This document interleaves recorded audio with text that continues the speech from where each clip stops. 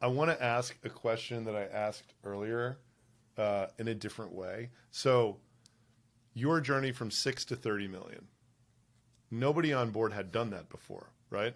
Nope. Like when you said, let's go for it, right?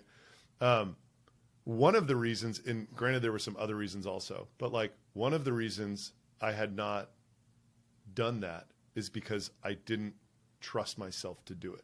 How did you get yourself, you and your team at the time, to trust that you had it within yourselves to go for it? Like, maybe it's not a problem for everybody. This was a serious problem for me. Like, I was like, I don't know how to do it. So like, as sad and as silly as it sounds, we just never really thought about it. Like, that's great. The way that we as a company were oriented, it was so laser focused on the results that our customers are getting. Mm-hmm. It's all we cared about. So it's like, right. If you have one luxury as a bootstrap company that I don't think anyone realizes is a luxury, you don't have to play the SaaS metrics masturbation game. Right. You don't need to send a deck to SaaStr about your CAC to LTV and your cohort analysis, and you don't have to geek out on all of the stuff that an institutional FP&A department is going to demand that you have. You have the luxury of choosing a North Star metric that matters to you, that if you choose the right one, it takes care of all of the others. And for us, that was customer success. Like, we knew if we built Kajabi Heroes, nothing else mattered. Literally nothing else mattered. We were bootstrapped. As long as there was enough money at the bottom line to build the company, live the life, do the things, all we had to focus on was, did we create more Kajabi Heroes this month than we did last month? Will we create more next month? What do we need to build to create more of them? How do we need to support them to create more of them? It was an oversimplification that was so incredibly helpful, because unlike a lot of software companies, when we were that size, our FP&A department was, Kenny and myself and QuickBooks. And I think that, we may have hired like an accountant at some point, but it's not like we had a finance department of 6 people that were paid to do nothing but create charts. Like, we didn't have it. So we didn't have the luxury of like, oh, well, let's major in minors here. And, this cohort from, the last 2 weeks of September, something happened. And it's like, well, no, maybe maybe The Bachelor was on and everyone was paying attention to that. I don't know. But we just really stayed away from this deep dive rabbit hole into the craziness of SaaS metrics, because it's a business that's so data heavy. There is no shortage of charts, graphs, comparisons, metrics that everybody wants you to have. And if your business metrics aren't enough, well, then why don't you get into OKRs and goal setting that has other metrics attached and whatever else? It's like, there are so many ways that you can complicate this. We had the luxury of, we were profitable, and we knew that as long as we cared more about the customer than anybody else, we would win.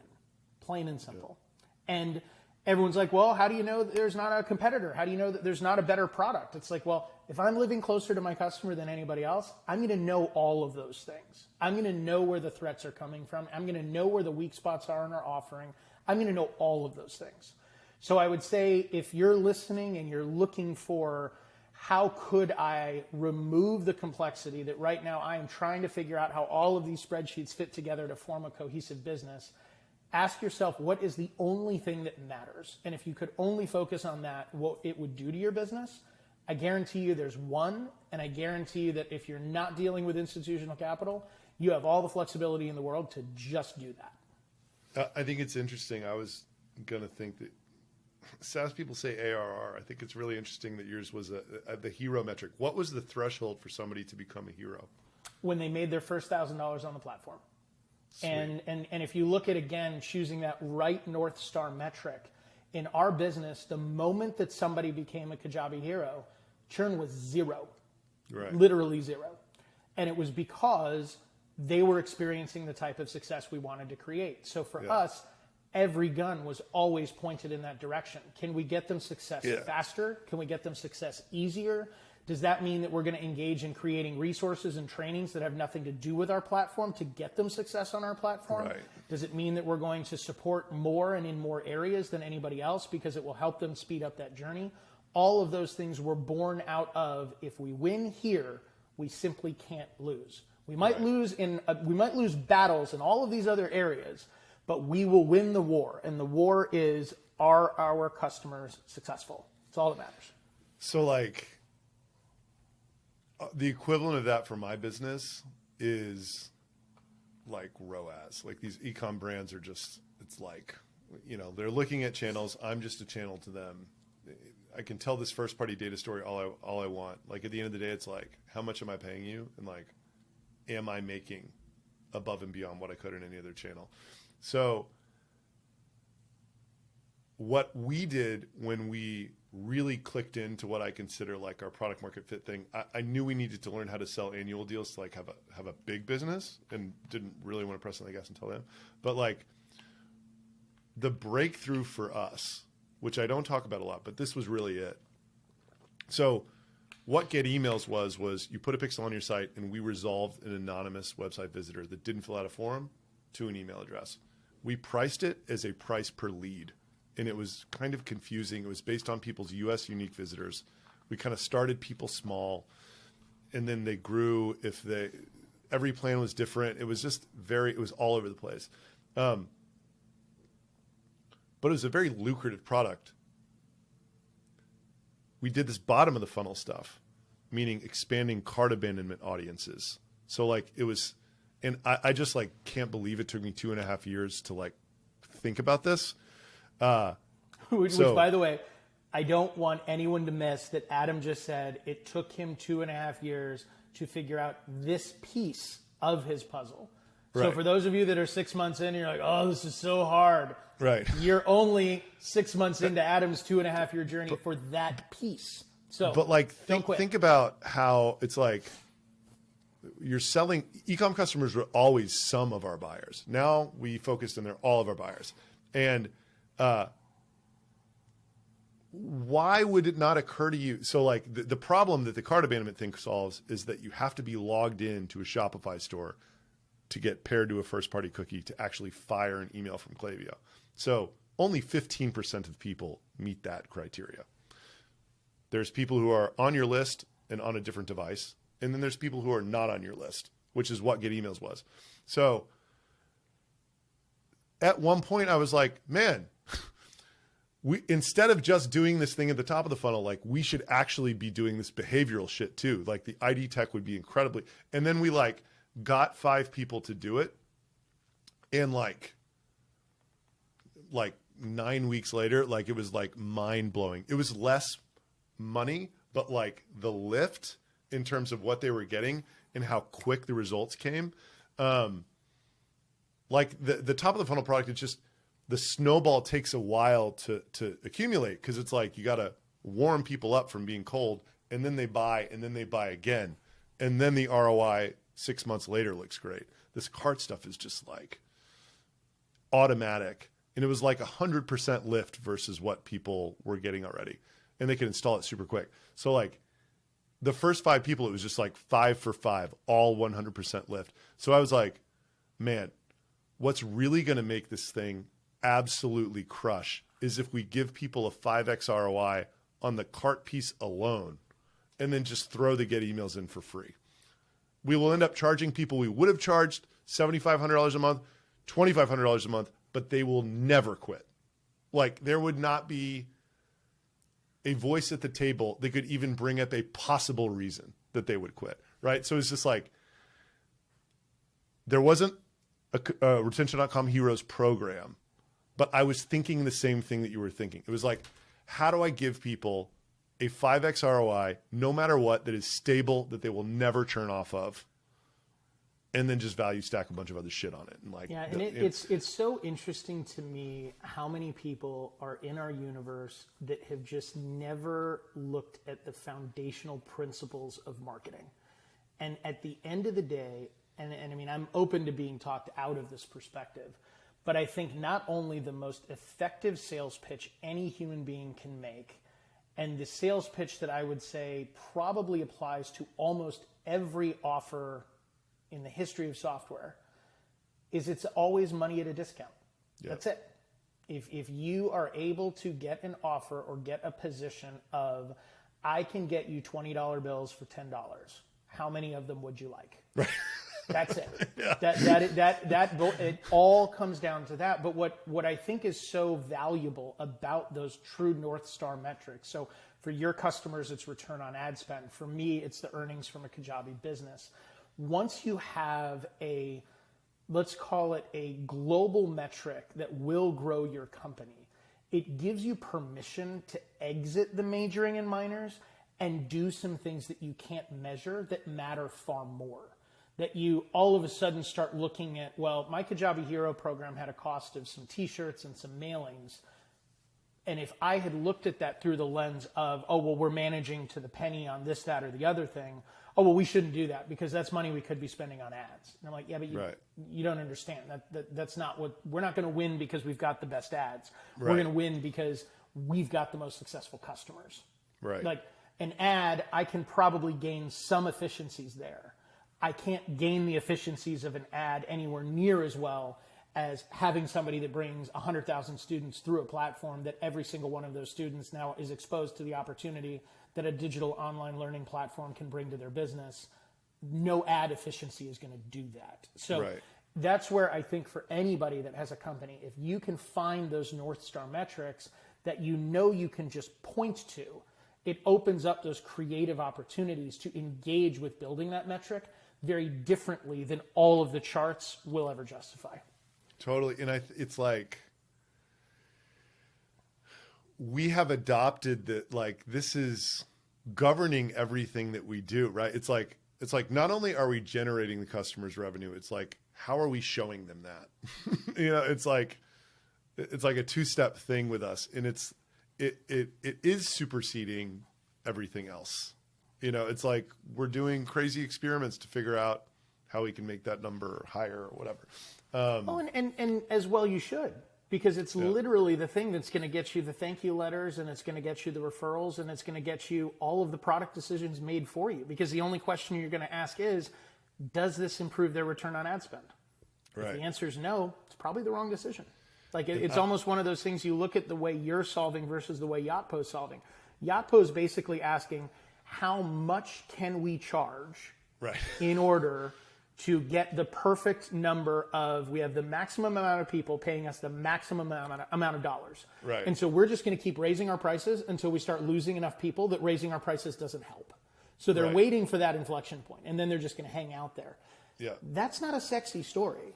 It's way sexier to be like, all I care about is making you more money than you ever give me in multiples. I will never focus on anything else. I love it, and I know you'll love it if that's how I'm playing. Yeah. It's like, I might raise prices, but you're going to be making more money. Yep. You know, like rest assured. It's one of those things too. It's like, who wants to be the business owner that's just like, I'm going to raise prices again. You know, let's see who I mean, there's no innovation. There's no excitement. There's no joy in that. I mean, it's like, it's the most hollow existence ever, because it's like, you'll realize that, the business dropped $1 million to the bottom line. I probably won't be any happier if it drops 2. Probably won't even be happier if it drops 5. But I guess you'd probably be really happy if you could point to all of the businesses that are now providing jobs, that are now changing the lives of their families. You now have different measurements, the different view that you have. And I mean, for you, it is, I know the follow-on effects of every business that I make better as a result of engaging with my platform. And I know what that does to the universe around me by making that happen. That to me is a whole lot more inspiring and exciting than, well, gosh, if I can just keep raising prices until I lose people, I'll be rich and they will hate me anywhere from some to a lot. Like, okay, I mean, it's great. Like, you're going to be super rich and nobody's going to want to hang out with you, or you'll have to pay them to. Like, that's it. Right. And I'll have to have campaigns to try to win people over with less. So, on our last podcast, one thing that I love that you said was the 2 moats that exist in tech today, which I think could be the same for D2C. I mean, China will just produce anything that you do, are basically the work in public and community. Am I messing that up, or was that it? It's like, no, it's completely true. And we're, I mean, especially in your industry specifically, we are watching so much of that devolution happen right before our eyes on Amazon. Like, Amazon up until about, I don't know, let's call it 7 years ago or so, every brand category was owned by a recognizable, name familiar, likely domestic brand. You know, if I wanted a bike light, it was a Coleman bike light. Right. If I wanted a radio, it was a Sony radio. Those were the brands. I would go to Amazon, I would buy a brand, I would get my Beats headphones. If I go to Amazon today, I'm going to buy a bike light or a radio or headphones, and the name of the company is not even going to be pronounceable. Like, I don't even know how. QTZRON. Yeah. I mean, it's like you buy a power strip, and it's like, it used to be Belkin, right? Like, now it's like. It used to be, I mean, it's one of those things that it's just like, it doesn't even make sense. Like, it's not a name, it's not a brand, it's not even pronounceable. Yeah. And then it's got 35,000 five-star reviews. And we are watching that now there is such a race to the bottom and commoditization of everything, because the walls that used to stop that from happening are collapsing. Like, manufacturing in China is not new. Manufacturing in China has been happening forever. What is new is, rather than shipping those products and having someone sticker them with a brand here and then listing them, or shipping the products here and then having a company repackage them or assemble them and then ship them with a brand, it's now just some dude in China who puts 5 consonants on something, dumps it on Amazon, and sells it for the margin that used to be the margin that the guy that was branding it would have. Right. That commoditization effect is only going to happen more. So the only hedge you have against that is who knows you, who likes you, and who trusts you. Because brands, in many ways, are now going to be people. Because the nameless, faceless brand that used to carry the credibility now no longer has to carry the credibility, because the credibility is the 5-star reviews on Amazon. So that, like, our Jercharka bike light can compete with Coleman because they're the same light made by the same factory. And one's got 30,000 reviews because it's $5 cheaper, and one's got 500 reviews that are 3 stars because they're mad that the cheaper one, they didn't buy it, whatever. But you're dealing with something that is so undifferentiated and commoditized that unless there's a person that I'm like, you know what, I'll pay a little bit more because I like Adam. Or I'll even pay just the same price because I like J. Cron. Right. I'm not just going to go for the cheapest one that I don't even know because it just fills the need. Like, if there is no connection, and that's where I wholeheartedly believe authenticity is a currency. It absolutely is. That if I know the person behind it and I know why I want to buy it, that's something that really matters. Like, you look, there's a new app out called Public Square, I think it is. And full disclaimer, I don't know what anyone's political affiliation is. This is a triggerable warning, so consider yourself warned. But the whole purpose of the app is you can buy from companies that represent the brands and the values and beliefs that you have. If you want to buy from a company that is super supportive of Greenpeace, you can do it. If you want to buy from a company that is super supportive of, domestic drilling on national parks, you can totally do that too. So we're moving to a place where who you are and what you stand for is very quickly going to be inextricable from a brand. The question is, will you be doing it purposefully, or will it be done to you anyway? Is it happening for you, or is it happening to you? That's the only question. So, have you heard of the brand Triple Whale? They're early stage. It sounds fun. So it's like, it is a fun brand. I know these guys. They're in the Shopify ecosystem. They're like 20 million ARR. They started a year and a half ago. Lots of growth trajectory. They raised $40 million. Yeah, no, it's great. It's like bare metrics. It's bare metrics for Shopify stores. Got it. They have their problems. It's high churn or whatever. Shopify just put $25 million in them themselves. But I know these guys well. I'm in a guy's dinner with the CMO. His first hire was a community manager. These guys had an award show called the Whaleys. They got 200 of the top of the top. So they did a road show this year. They've massive investment into this community thing. And like, when I met the community guy, I know what the word community means. But like, if you told me, Adam, go build a community around retention.com, I wouldn't know what the plays are. And I kind of still don't. I've talked to him. I've talked to some other people. I don't know what I would do. I would go hire someone is what I would do now. But what I wanted to ask you is, let's say you are a brand that has created a new novel soap, right? And you are of this mindset that the moat around this is going to be a community. Is there a playbook or sort of either a sort of short term or like a longer term orientation? Like how would your behavior be differentiated? Like over indexing to creating community versus all right, let's have not? some fun. Let's have some fun. Yeah, what would you do, right? It's a bar soap. Let's start with the premise, though, that the only, in my opinion, the only defensible position ever is culture and community. That's it. Because at the end of the day, that was your two things. Anything can either be bought, anything can be built, anything. You have a budget, you can buy it, you can build it. Plain and simple. So culture, community, the only two things that are actually defensible. So what kind of soap do I have? Why is the soap unique? Is it all organic? Is it vegan? Is it entrepreneurial, enabling a disadvantaged community that all got together and are making the soap? Is it designed for people with problematic skin? Like, why is my soap cool? Just pick one of those. Okay. Problematic skin. Problematic skin. Let's go ahead and let's go with problematic skin. Yeah. So I have a soap that is designed for people that maybe are experiencing eczema. They might have acne. They might have a skin condition where they're just very sensitive to any synthetic ingredients or scents or any type of additives to it. So I would absolutely say a community is going to be hugely powerful because, number one, you have something that solves a problem. And whenever anybody has a problem, the desire to engage with others that have actually solved it is extremely important. I want to know that there are people out there that have already solved the problem I have. So that connection solves the certainty of the solution, but it also solves the need for understanding that I'm also normal, that I'm not the only one experiencing this, that there are others out there that are dealing with this challenge.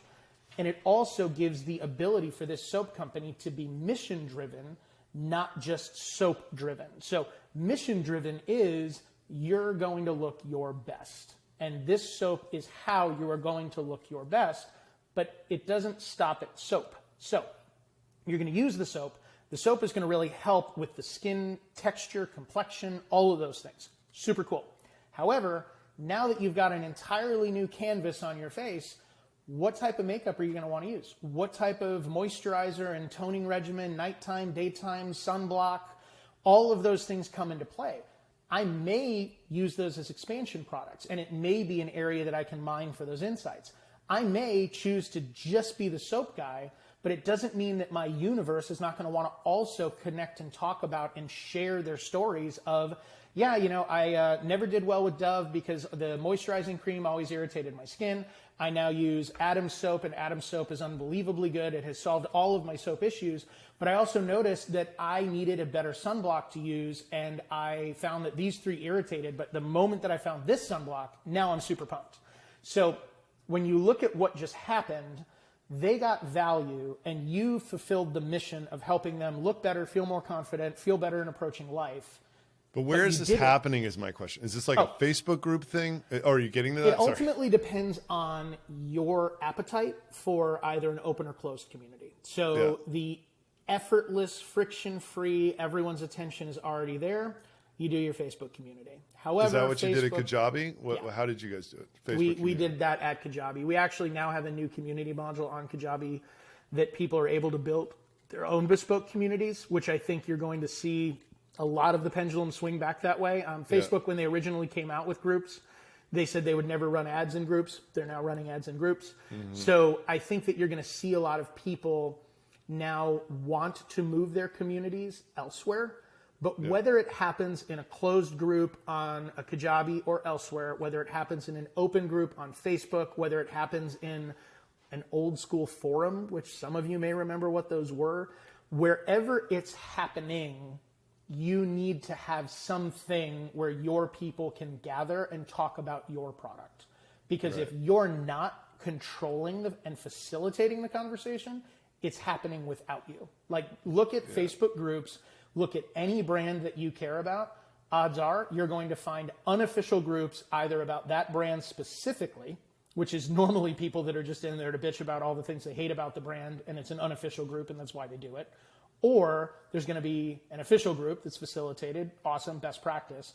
Or if there's not an unofficial or there's not an official, there's definitely a group that is surrounding the need that your product fulfills. So it might not be Adam's soap, it might be eczema. And people with eczema are talking about how they're dealing with it, everything that they're doing, or acne, or oily skin, or dry skin, or previous skin cancer challenges. Whatever the hyper-specific area is, there will be a group that is talking about that. So if you're not engaging that community, you're missing out on what that community can do for you, which is a massive amplification of your brand and your mission, but also one of the only moats that your business will ever have, which is either the culture or the community. And they actually both intertwine. So selfishly, I'm flipping this back to me because I haven't done this yet and I really want to. So actually Triple Whale, I got into their Slack. They have like it's like all of the parts of an e-com business. It's like CRO and ad spend and email marketing, like whatever. They have all of these brands in there, and then they have agencies who are subject experts moderating the conversation. And of course they're winning business by doing it because they're building authority in there. Amazing execution. It's like very live and like very thriving. But like, we have 1,000 customers. Like, what do? Do I just like grab influential people, ask them to contribute? Do I just like, is it a CS motion? No, I think you're in a bit of a different universe. So if you were saying, I have a consumer product and I'm going to build a large, broad-based community, that's a different approach. I think your goal is community, but in a different kind of way. So like what I would be doing if I were you is I'm part of YPO. I'm also part of a group called Tiger 21. So YPO is basically a global organization, 25,000 people. If you're a CEO or a president of a company that's north of $15 million in revenue and north of 50 employees or certain other measures of corporate complexity, you qualify and you can join. And what that group is that group is basically bringing together people that have a common set of either challenges or interests. So for YPOers, it's how to be a better leader, how to be a better parent, how to be a better wholly focused individual, whether it's health, mental, physical, whatever. All of those needs are in this community of like-minded individuals. So in your case, you have the opportunity to bring together the top performing e-commerce brands on the planet and have them work together, share best practices, connect with each other, share talent, share agency, share tools they're using.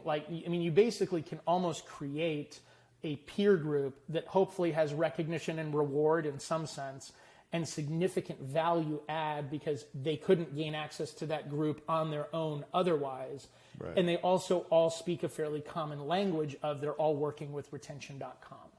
Now, where this in your case gets a little bit complicated potentially is if you have direct competitors that are literally going after each other and they're both using your service in order to hopefully grow their business. Those are the nuances that you would want to figure out how to navigate and work with. And maybe it's, and that's what I mean, like the nuance of facilitating it. Like maybe you end up with a few different groups and the groups that you have are of a certain size with no competitive elements. So you got group one that's working together and there's no competitors. You have group two. Some of the competitors that would have been in group one are now in group two, group three, group four, and so on. But your whole goal is to basically facilitate that you have a brain trust of a group of people that all have similar goals, that all have similar challenges in the marketplace, that are all confronting them on a daily basis. The group think and synergy that takes place there is hugely valuable. The question is how to facilitate it, mine it, and execute on it. Mm-hmm. But I definitely think that there is an opportunity for creating bespoke focus groups, accountability groups. Dinners, maybe it's even something as simple as just kind of like subject matter specific message boards. Like maybe it's a Slack channel where you can talk about leadership. You can talk about agency recommendations. You can talk about software plugin and platform reviews. Someone's like, hey, just got my renewal quote from Klaviyo and they want $1 billion. Did any of you negotiate better terms? Yeah, I did. Tell them this is what you got. This is who you got it from, and tell them to stop being lame. Like, just that peer sharing of, oh yeah, did anyone hear about the thing? Yeah, I tried that thing. Totally doesn't work. Bullshit pitch. Don't even try it. Like it's that type of stuff that I think fast tracks growth of every business, because you don't need to solve it your way. Yeah, where do I even start though? You know what I mean? Like, do you see what I'm saying? It's like I love that idea. But I would survey your users. Just literally drop an email to them, or send, I mean, if you really want to have some fun, send out like some direct mail or some shit, and like literally be like, hey guys, one of our big initiatives this year is serving you better. We want you to get more value out of your relationship with us than any other provider. Here are some of the ways we are considering trying to amplify the value we bring you. Yeah. Do you want A, B, C, D, all of the above, none of the above? How can we help you more? I mean, I love that. I love that posture. And I also love that these guys at Triple Whale open my eyes to what is possible. I associate community with companies that are like Kajabi.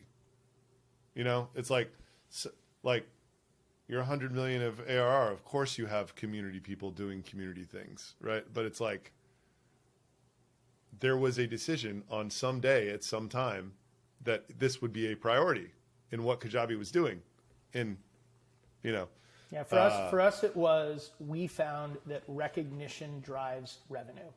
Helping people be cheered on in what is typically a very lonely journey with a lot of screen time, with a lot of friends and family that think you're involved in some weird scam because nobody makes money online.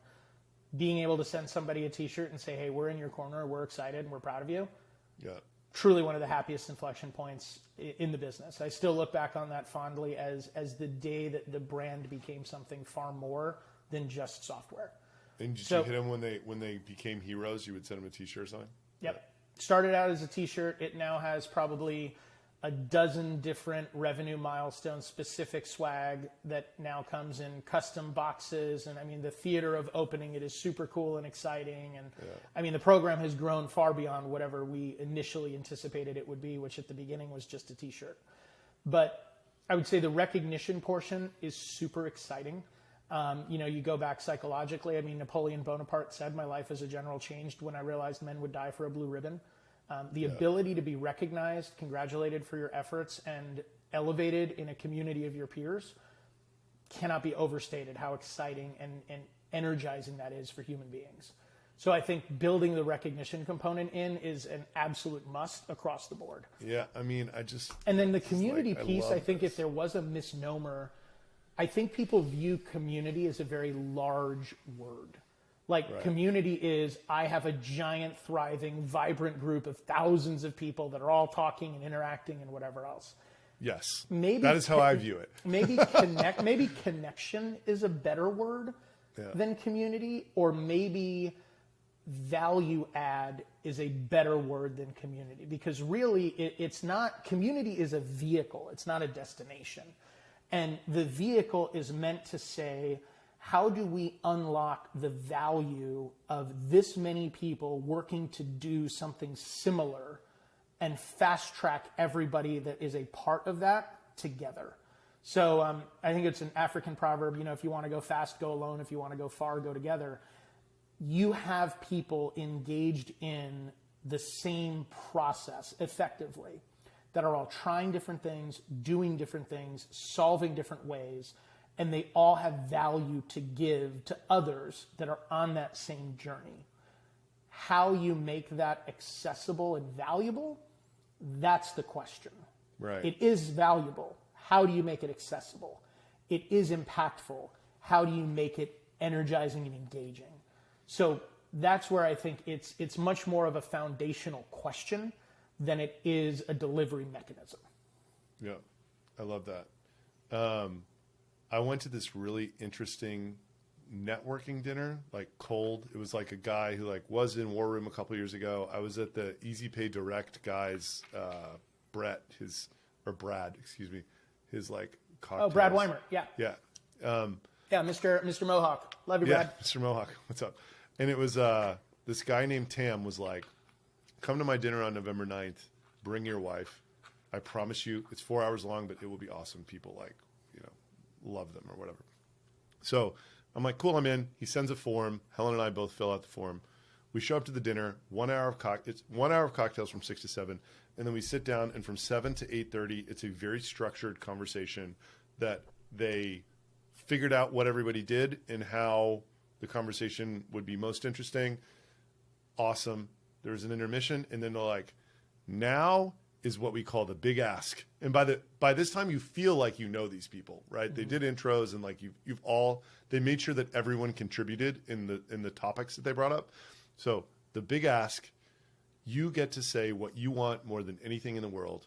And then the rest of the table for 6 minutes, each person, you're not allowed to give advice. You are allowed to say, I want to introduce you to X person or content.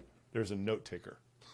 Nadia. That's so rad. It was like, dude, it was fucking unbelievable. So like, I was by the way, that's a community. Yeah. That's why I'm bringing it up. This is like I have I was like, I want to get in front of every big Shopify store with my story. Somehow I'm willing to do anything. I'll knock on doors. I'll hire BDRs. I'll fucking fly around the world, whatever it takes. I'll sponsor any trade show. So do you know who you need to reach? Like, do you know who they are? So I basically talked to,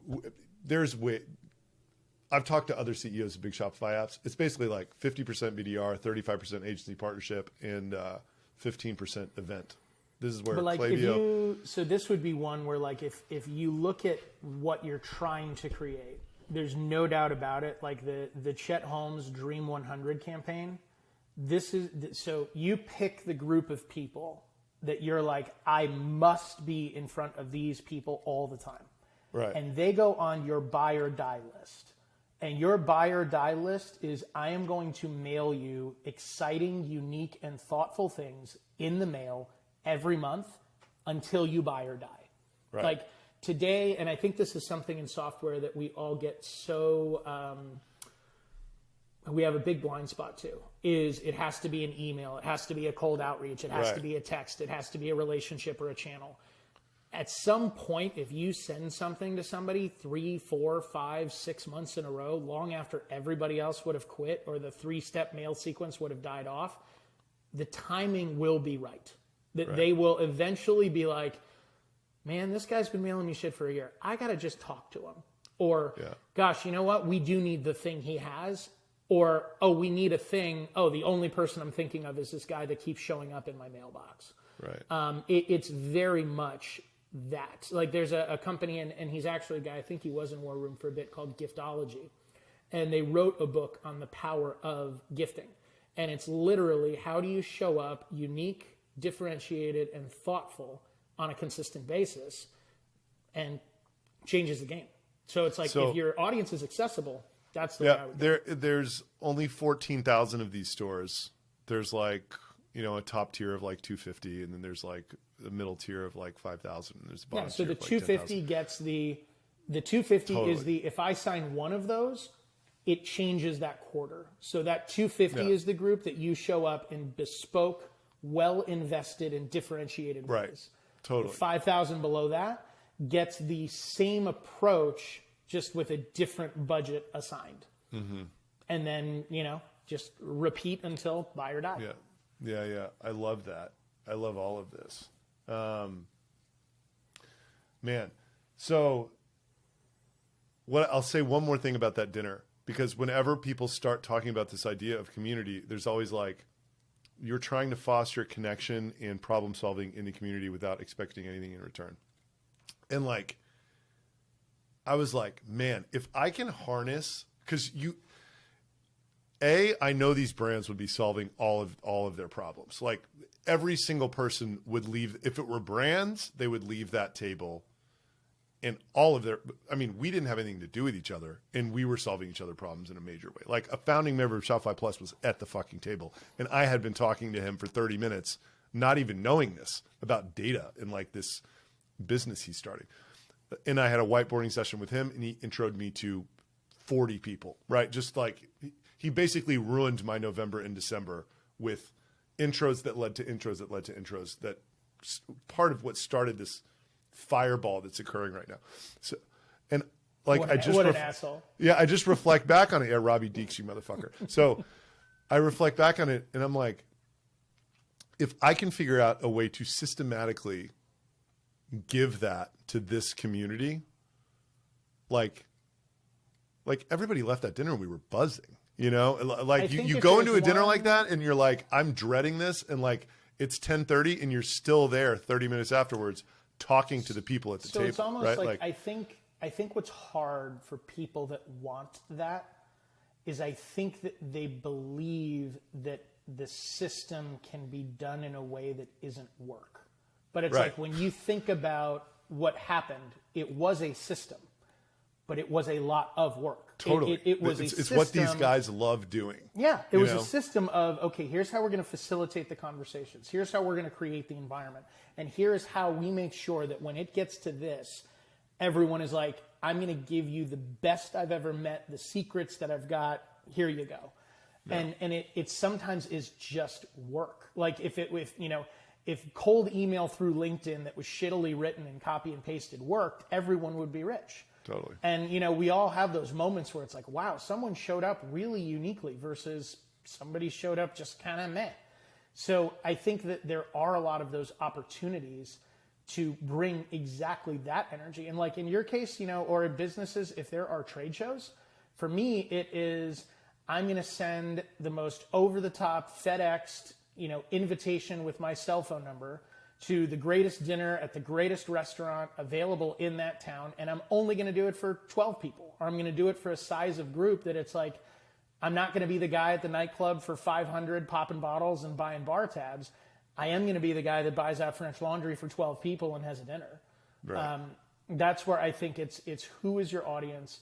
What are they looking for? Like if everybody's trying to get them to the after party, be the person that gets them to the perfect dinner or the perfect lunch or the perfect experience. I mean, curating it is all of the battle for sure. Right. Well, that's probably a pretty good time to end it. Dude, yeah. I love talking to you. On that note, I got to start planning for dinner for sure. And you couldn't have timed it better. My beautiful 2.5-year-old daughter is right now looking at the window like, all right, Dad, what are you doing? I just love talking to you. Thank you so much for coming on for this extended My episode. Absolute pleasure. Any human being that says that the mission of their company is to be the highest return on ad spend model for all of the businesses they serve, how could I not want to help that guy? And I mean, you already said at the beginning of the call, you're the attractive one. So I mean, I also very easy on the eyes, during this video podcast. So great mission and good looking. You could do worse on a Tuesday afternoon. I'm never going to hear the end of that. No, you're not. No, you're not. I am a guy that it's so much easier to find a new audience than a new joke. So yeah, this will be the one I hold on to. Well, thank you very much. Do you have a title for the book yet? Is it called $1 Billion Bullseye or no? It's going to be $1 Billion Bullseye. I fucking love that. That's so great. So yeah, it's kind of in a way like too. Yeah, if I was to give you like the brief view of what it is in my mind that I'm in the process of fleshing out, it is basically an operating system that as a business owner, you know where to focus at any given time. And that if you've not nailed certain areas, to ask other areas to be a supplement or surrogate or support for those areas is unfair, and you're not going to build $1 billion business. You might build $1 million one, you might have some cool stuff happen, but if you're not seeing the multiplicative effect of exponential versus additive, like if you've got let's just call it number 2 to the 7th power, if you remove one of those multiples, the business is only half as valuable. So it doesn't matter which area you screw up. You miss one, the business is worth half. Yeah. You miss another one, the business is worth half of that. So it's really that relentless level of you can't afford to miss any of them. But the good news is, if you're just willing to be objective about it, you won't miss them. But I think just we as business owners, we're afraid of that intensity. We're afraid of that willingness to be like, yeah, it's the product that got us here, but maybe my baby's ugly and we got to fix it. So it's that type of a book. It's definitely not going to be the, happy-go-lucky, Right. I don't know that it's gonna Anybody be can any do type it. of It's so bestseller, easy, right? It's it's going to be it's my answer. You just have to meditate, right? Like, and then it'll all happen for you. Like, Gratitude journaling. Do that. Yeah. No, it's very much the book of like, I spent 2 years thinking and drinking with everybody asking me, how did we do it? And I kept just saying, you just got to work really hard. And then I realized you do, but you got to know where to apply that. And so my goal now is to say where to apply it. By the way, it still takes all the work. The good news is you just can, raise the certainty if you know where to apply it. That's what I kept asking you about the Santos thing. Like, I think he makes me feel so good because, like, I have this confidence that he knows exactly where to apply it at exactly the right time. Mm-hmm. You know what I mean? And, like, that was what I had zero confidence in myself. Like, look, I'm sure I could have gotten there. But, like, this dude, we're going to get there shitloads faster. Like, just epically faster, which, that's my journey. That's my journey, right? That's it's like the value and that's the impact of having somebody that's already been down that road. And totally. It's one of the reasons why when you see people that are successful, what made them successful is not normally the first thing. Because it's the learnings that come out of those things that then make that path self-evidently visible. It's like, no, of course you would do this, like, because I already did that. Well, man, I mean, this is like one of the things that I enjoy most about this founder brand stuff. Like the guy at Triple was like, you should just start a podcast now. Like, I'm like, because I was talking, if I had to pick one thing, which should it be first? It was like, well, LinkedIn there's like a hole of content creators, but Robbo was like, dude, the podcast thing has just got so many things that come from it. It's good. I love doing it. It's like, I could sit here, anybody that gets on this podcast, dude, last week I interviewed a dude named Moises Sanchez who has been to jail, had 2 attempts on his life, been here and back to Mexico 4 times, dead broke 4 different times, $50 million a year roofing business. Yes. I love those stories. I'm like, the American dream, bro. Like, incredible, right? Like, and what I don't think people understand, the thing that makes podcasting so amazing, especially if you do a video, it is the one thing that can go all places. So it's like, congratulations, you got a podcast. Now transcribe it. It's a blog post. Now transcribe it or put the video on LinkedIn. Put some video clips on YouTube, video clips on Twitter. Yeah. Like, it goes everywhere. It's not like, okay, I'm going to do this 50 times a day. I'm going to do this one thing, and it goes everywhere. Yeah, and that's the one thing that I actually feel like I'm missing with our current strategy. It's like I'm making so much content now that like the right content manager could literally have a 24/7 Atom network. And like it's not taking me that much time to do it, which is like amazing. Baby steps. Dude. Love it. John, thank you for the time, Adam. Thank you Always so a pleasure, much. and can't wait to stay tuned and have a ringside seat to retention.com's meteoric growth. Anytime you want to come back, you are such a welcome guest. When do you think the book's going to be? Oh man, I hope soon. I'm going to guess 3 to 4 months, give or take. Probably say 6 because, there might be seasons there where I'm just like, I'm going to just do nothing again. Well, come back on in Q3 and give us I'll be ready. Some feedback. All right, man. Awesome, homie. Take care. Be well.